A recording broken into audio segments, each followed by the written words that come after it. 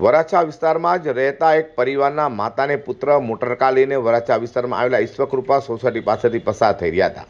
દરમિયાન કાર ચાલકથી આગળ જતી બાઇકને સામાન્ય ટક્કર લાગી ગઈ હતી, જેને લઈને ઉશ્કેરાઈ ગયેલા બાઇક ચાલક અને તેની સાથે રહેલી મહિલાએ મોટરકારમાં બેસેલી મહિલા સાથે બોલાચાલી કરી હતી.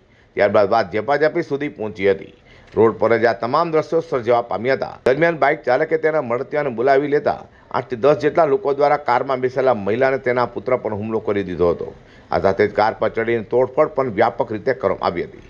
કારના તમામ કાચ તોડી નાખવામાં આવ્યા હતા. રોડ પર તોડફોડ અને મહિલાને મારવાના દ્રશ્યો જોઈને મોટી સંખ્યામાં લોકો એકઠા થઈ જવા પામ્યા હતા.